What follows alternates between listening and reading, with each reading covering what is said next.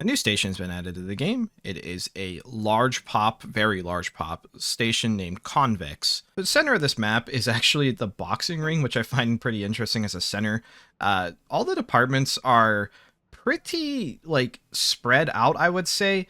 Engineering feels like it's just sort of off in the middle of nowhere over here, but it's still somewhat connected through service. You could also say service is somewhat the center of the area, or med bay. I mean, if you're looking on this map here, it's kind of like a rectangular center and everything kind of fans out from that. So it's not like a hard to understand layout, but just due to how much space there is, like look at this cargo front loading area here.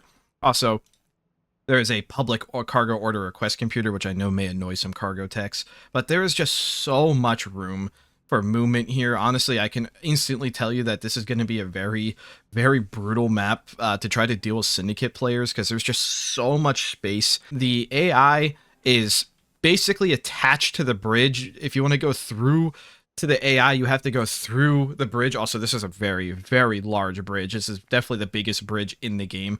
The giant N for Nanotrestin is awesome looking. The hops also directly attached to the bridge, so this bridge is incredibly secure.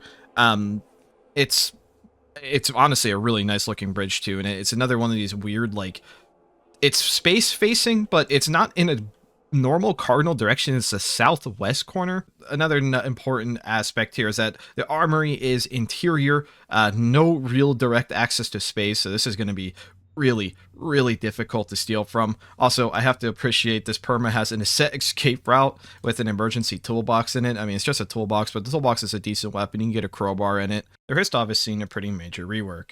The Hristov bullets will now actually do a whopping 75 pierce and 226 structural. This structural damage is not like a normal type of structural.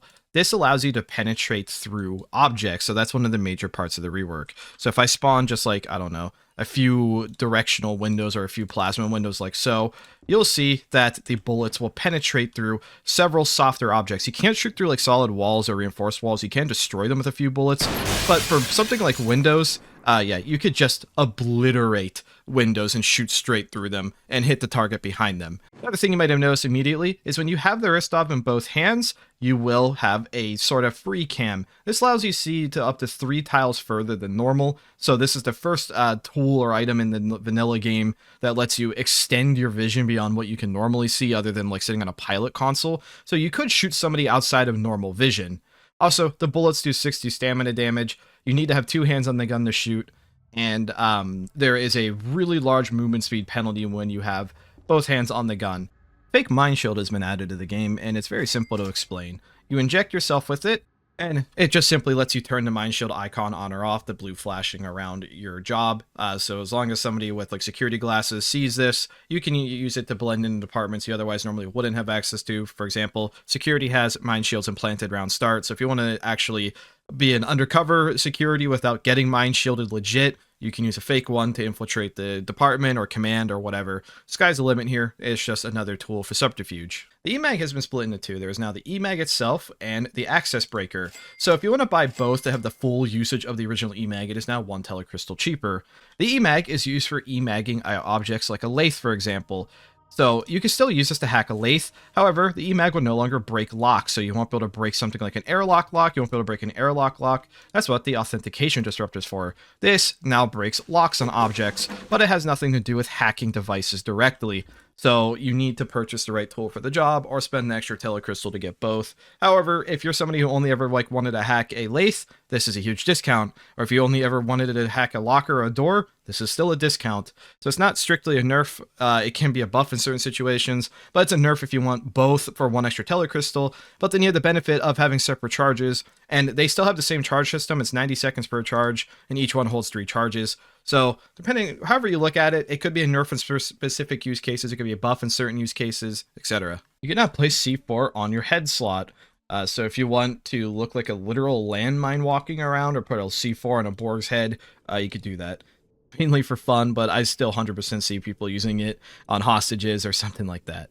There are new solar panels. There are, well, the normal solar panels, and now there are plasma and uranium versions. Plasma version is tankier than a normal solar panel and produces a little bit more energy, about 1 kilowatt at maximum power. A normal solar panel can produce 750 watts at maximum solar energy. A uranium solar panel produces 1.5 kilowatts of energy at max and is very durable compared to the other two. In order to make one of these, you just use the respective glass. So a normal solar panel is 2 glass, a plasma panel, 2 plasma glass, uranium, 2 uranium glass.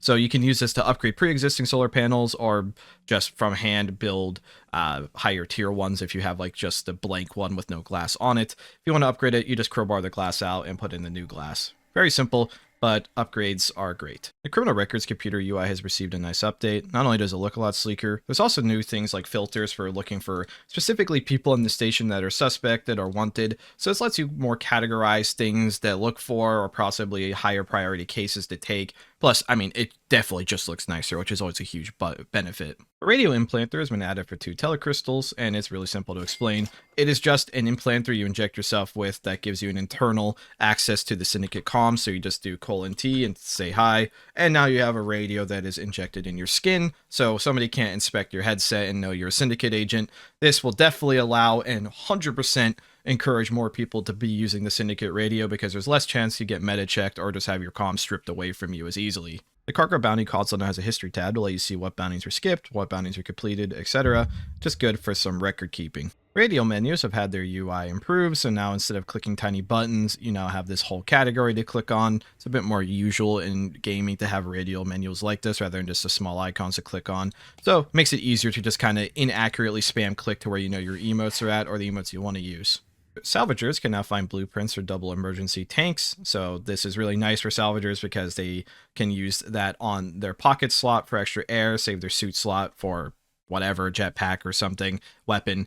The Goliath hard suit can now be crafted. This is a longer term goal for salvagers. They can directly upgrade their spatial hard suit with some Durathread and 12 Goliath hides, so you butcher Goliath for this.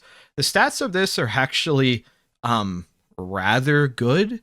They're actually very good. The explosion resistance is better than Blood Red's. It has the same pierce resist as Blood Red's, and the movement speed is slightly worse than a Blood Red.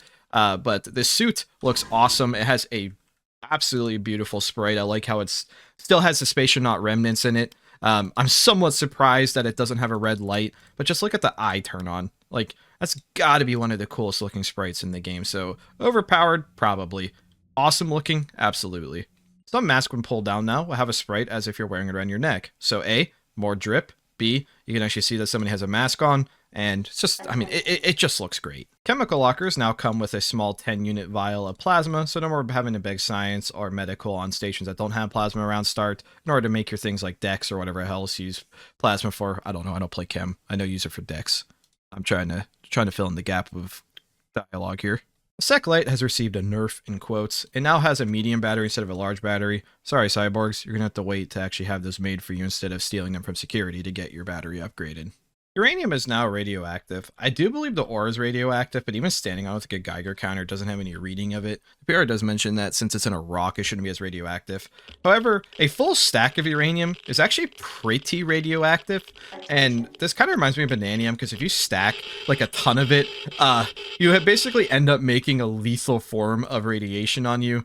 So I don't know if anyone of you remember the Bananium days, but you used to be able to just have a backpack full of Bananium, and you would be able to just kind of permakill people by walking next to them with how much radiation you could put out. So yeah, that's kind of back, but there was always a misconception that uranium is radioactive, but now it actually is radioactive.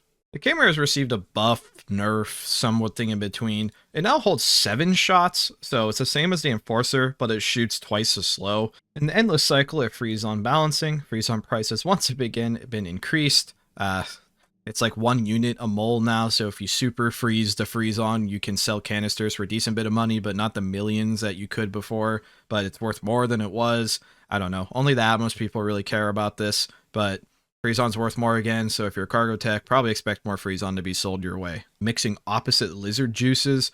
What that means is if you mix juice that makes you wet with juice that makes you hue together, there's actually an explosion. The explosion isn't all that mild. It's actually somewhat violent. That was only mixing 5 units together. So I guess I could see people grinding up plushies, but it's hard to get the anti-lizard or backwards lizard plushie to make this explosion. But it's more so a funny meme interaction. If you see somebody make a bomb out of this, more power to them.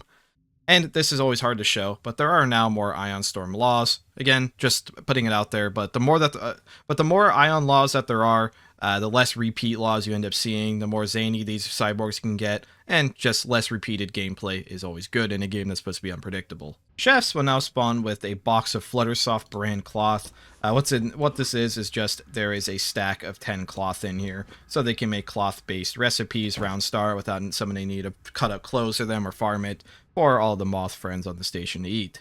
And the final thing I would cover, there is now a trait for pain numbness in your character creator. This makes it so you just don't have any damage overlays as you take damage. So there's no damage indicators filling in on my screen here.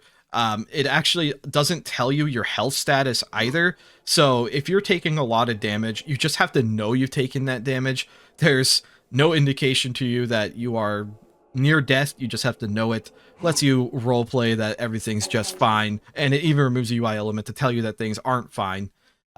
Really cool, good roleplay elements here, and I expect to see people coming into medbay with 99 damage acting like they're not hurt at all. Anyways, remember to thank your maintainers and contributors, and thank you for watching.